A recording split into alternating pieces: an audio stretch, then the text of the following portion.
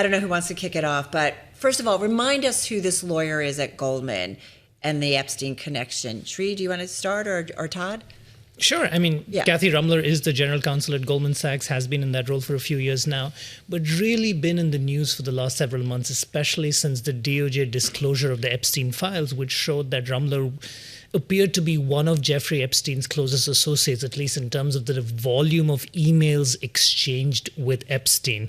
Then, with all that mounting scrutiny in February, Rumler actually submitted her resignation, and at the time, the CEO of Goldman Sachs, David Solomon, said he reluctantly accepts the resignation and she will be missed at the firm. To be fair, close association, lots of emails doesn't necessarily mean any wrongdoing. 100%. And that's Okay. why I was being clear that it was the volume of emails and sort of the exchange was there. But she's always maintained that she was friendly with him in a professional context. She was a lawyer at a white collar law firm at that time. So she is a defense lawyer, and he was sending prospective business contacts her way. But this latest development, where after that February resignation, now we're reporting that the CEO has asked her to stay on at the firm in some capacity, even if not general counsel, is it goes against the grain of everything we've seen Epstein related in the last several months, where anyone who has been under scrutiny has been forced out of their roles, fairly or unfairly, but that has been the case in most of those other circumstances. So this at least goes against that for now.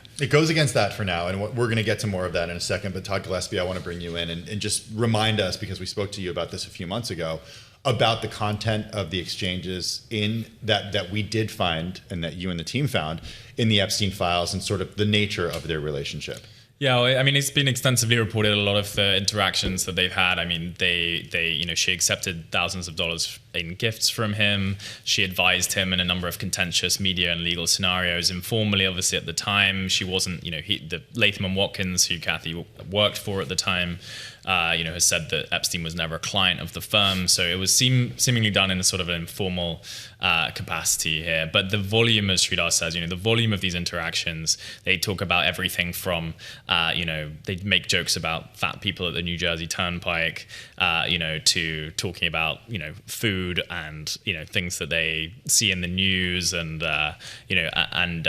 also, more intimate legal questions as well. And the time period was after it was well known that... Yeah, so I mean, Epstein was convicted, back in 2008, I think, for soliciting sex from a minor.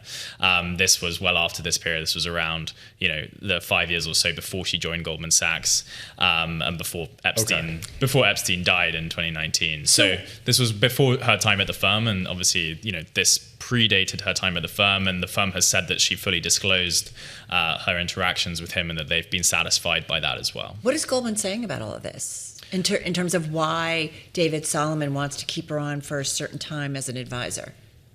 Well, I believe the company has declined to comment when we spoke to them. So nothing publicly, but we have reported that David Solomon has privately and very strongly maintained that he doesn't think Rumler did anything inappropriate or wrong. And you also have to remember, David Solomon has been CEO of Goldman Sachs since 2018. He's gone through his own bout of intense scrutiny over his leadership style. And if there's one thing that we know about his style, is that he doesn't like being told that he's wrong. He doesn't like when people push back hard against him on certain things. And in this case, I think he feels the right thing here to do is to stick with Rumler, even if it's in an advisory capacity, because I think it's a genuine feeling when he expresses the fact that he truly values her advice. Yeah. I got to say, go ahead, please. And well, the other thing just to bear in mind is right now the firm is doing better than it ever has. I mean, its stock just passed $1,000 for the first time ever. David really has his hands very firmly on the steering wheel of this company.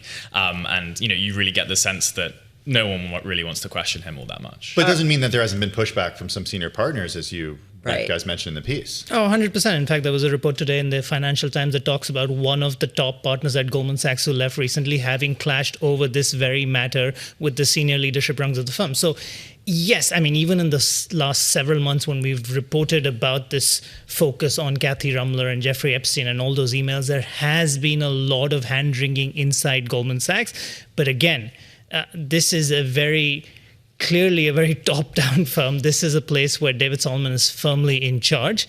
And when he truly believes that he's in the right, it's not going to be easy to change his mind. And that's why, and perhaps it's a good show of loyalty, but he's sticking by his decision. All right, while we've got you, a couple of other things we want to quickly get to. Citibank. President Trump turned into an M&A enthusiast.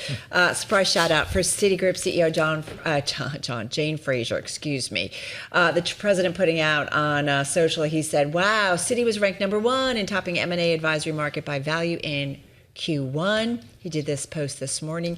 He went on to say, congratulations to Jane F. and all of our great people. They've worked very hard. Really big comeback for Citi. Citi shares are down. I got to say the big banks are kind of some are up, some are down. Is he right? Is Jane Fraser doing a good job? Well, Karen, I mean, I think Jane Fraser I think most investors would say she's doing a pretty good job of running the bank. I mean, the stock price was up more than any other big US bank last year. She had an investor day that was pretty well received just in May.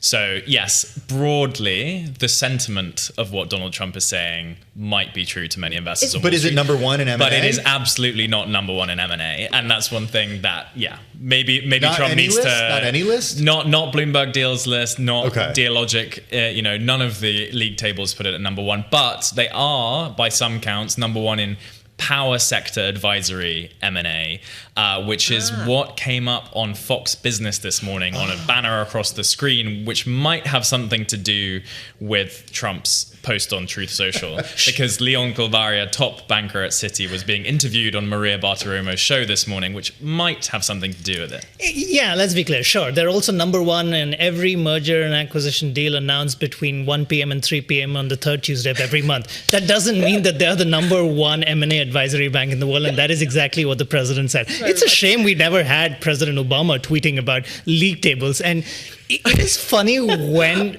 President Trump tweets about stuff like this, because he has tweeted about bank CEOs in the past. But nothing that matches this tone. Well, that's what's crazy. Hey, 20 seconds left, though. You did some reporting, Todd, back in October.